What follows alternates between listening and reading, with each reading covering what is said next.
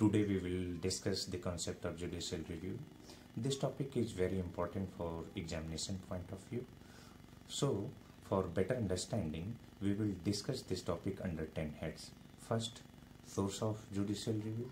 Second, meaning of judicial review. Third, provision of judicial review under Indian legal system. Fourth, why judicial review is necessary. Fifth, what is the status of judicial review? Sixth, who will make judicial review? Seventh, when the judicial review will be performed? Eighth, grounds for judicial review. Ninth, subject matter for judicial review. And 10th, what are the limitations for judicial review? तो न्यायिक पुनर्विलोकन को सही ढंग से पढ़ने के लिए हम लोग 10 बिंदुओं के माध्यम से इस टॉपिक को समझेंगे। पहला, न्यायिक पुनर्विलोकन का सोर्स क्या है। दूसरा, न्यायिक पुनर्विलोकन का अर्थ क्या है। तीसरा, भारतीय विधिक व्यवस्था में न्यायिक पुनर्विलोकन कहाँ है। चौथा, न्यायिक पुनर्विलोकन की परिस्थिति क्या है। पांचवा, न्यायिक पुनर्विलोकन आवश्यक क्यों है। छठा, न्यायिक पुनर्विलोकन कौन करेगा। सातवां, न्यायिक पुनर्विलोकन कब किया जाएगा। आठवां, न्यायिक पुनर्विलोकन का आधार क्या होगा। नौवां, न्यायिक पुनर्विलोकन की विषय वस्तु क्या होगी। और 10वां, न्यायिक पुनर्विलोकन के ऊपर क्या परिसीमाएं हैं। First point, source of judicial review. Generally, it is well-known fact that the concept of judicial review was adopted from US Constitution. But when we will study the US Constitution, there is no direct provision regarding judicial review in written Constitution, because it was propounded by Justice Marshall in case of Marbury versus Madison. So we can say that judicial review is a result of judicial decision rather than legislative function. Two very important points must be remembered, that in case of Marbury versus Madison, Justice Marshall declares judicial review against legislative and executive function only. It is totally silent about judicial review against administrative function. So the question arises that the judicial review against administrative function is possible or not. So the answer is yes. Judicial review against the administrative function is possible. So another question arises. This concept was taken from where? So the answer is we have adopted the concept of judicial review against administrative function was adopted from British Constitution. It is strange because we generally know that there is no judicial review in British Constitution, because there is supremacy of Constitution, supremacy of Parliament. But it is not absolutely true. Although there is no judicial review against legislative and executive function, but there is judicial review against administrative function. So if any administrative function is against the constitutional provision, then the judiciary is entitled to declare that provision null and void. So we have adopted this concept from British Constitution. Third point is provision of judicial review under Indian legal system. So there are three types of judicial review under Indian legal system. First, under Article 13, read with Article 32 and 226. It is judicial review against any law. Second, under Article 137, it is judicial review against any judgment of Supreme Court. Third, under Section 114, read with Order 47 of CPC, it is judicial review against any order or decree passed by any court. Most important thing is, here in this video, we will discuss only about judicial review against the law. which is mentioned under Article 13, read with Article 32 and 226. Fourth point is, what is the status of judicial review? So, in case of Keswanand Bharti versus the state of Kerala, Honorable Supreme Court has declared that judicial review is basic structure of the Indian Constitution. It simply means that even the Parliament cannot curtail the power of judicial review by the way of amendment. Fifth point is, why judicial review is necessary. Its main reason is rule of law and the principle of check and balance. According to rule of law, which was propounded by A.B. Dicey, there shall be supremacy of law, there shall be equality before law, and there shall be predominance of legal spirit.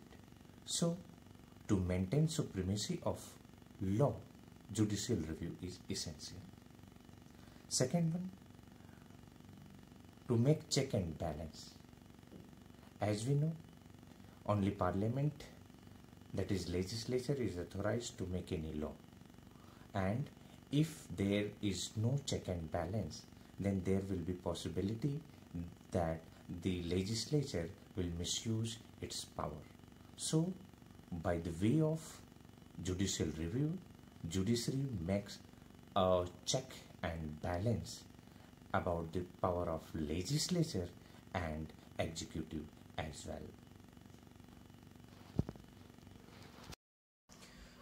Sixth point is, who will make judicial review? Answer is, only Supreme Court and High Courts are authorized to make judicial review. Seventh point is, when will judicial review be performed? So the answer is, judicial review will be performed only when the constitutional validity of any law or function is challenged. In other words, judiciary is not authorized to make judicial review of its own motion. Eighth point is, what are the grounds for judicial review? So the answer is, there are mainly four grounds for judicial review. First, if there is violation of separation of power. Second, violation of fundamental rights. Third, violation of mandatory provision of the Constitution. For example, Article 301 and Article 304. And fourth one, if there is any substantial question of law as to interpretation of the Constitution exists in any case under Article 132, then the judicial review may be performed. Ninth point is, what are the subject matters of judicial review? The answer is, every function of the government, either it is judicial function or executive or legislative function, all are subject matters of judicial review. Here we will discuss about the judicial review of legislative and executive function of the government. This provision is mentioned under Article 13. Article 13 provides 4 clauses. Clause 1 deals with pre-constitutional law. Clause 2 deals with post-constitutional law. Clause 3 is mere definition clause, which defines 2 terms. First, law in force, and second, law.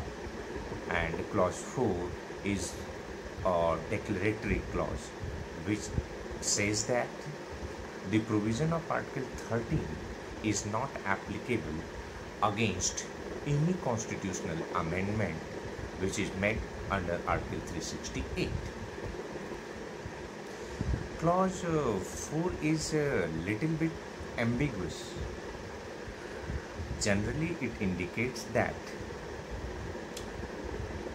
if there is any amendment in fundamental rights, then it shall not be judicially reviewed. But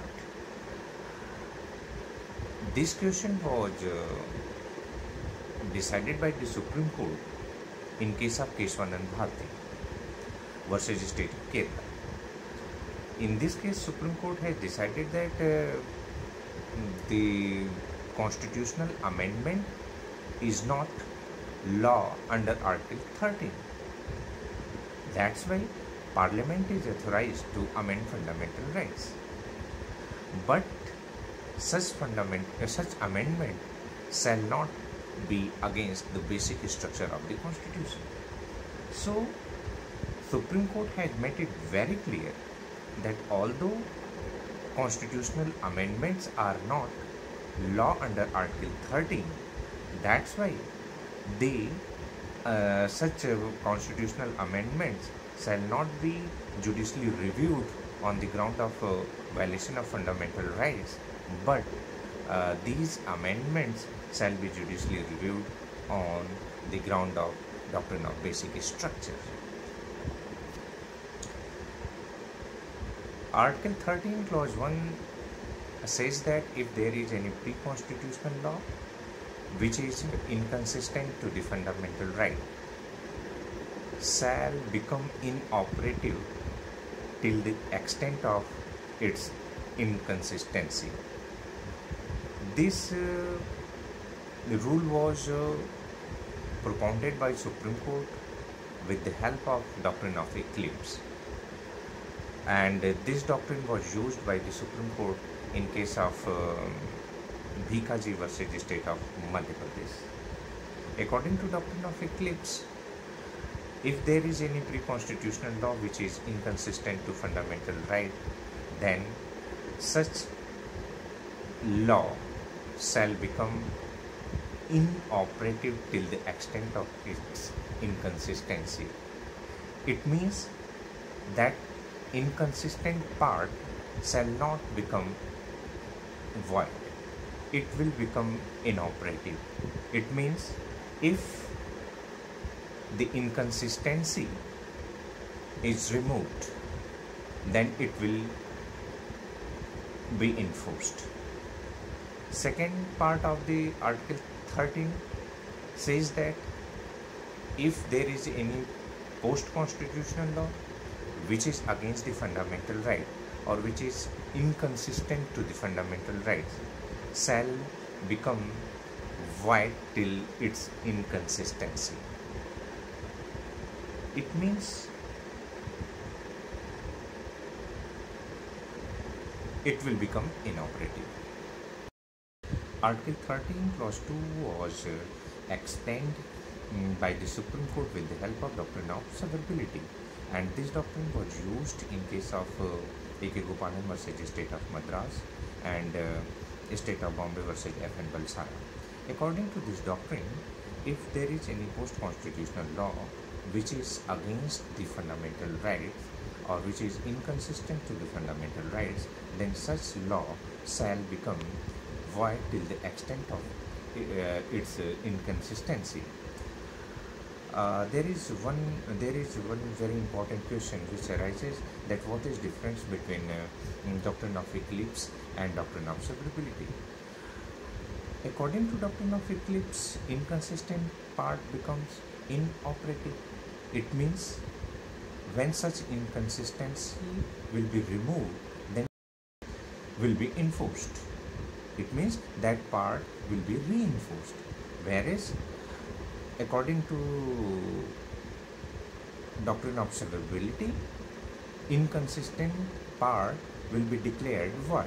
It means it will never be reinforced. There is a question that judicial review of any law under Schedule 9 is possible or not. This question was decided by the Supreme Court in case of Ayar Kohilo versus the State of Tamil Nadu. Here the Supreme Court has made it very clear that if any law is inserted in ninth schedule before 24th of April 1973, then it will be exempted from judicial review. But if any law is inserted in ninth schedule on or after 24th of April 1973, it may be judicially reviewed. And then last point is, what are the limitations under which judiciary has to use its power of judicial review? So there are following limitations under which judiciary has to use its power of judicial review. First, rule of res judicata. Second, rule of locus standi. Third, doctrine of waiver. Fourth, doctrine of laches. And fifth, dispute between private parties.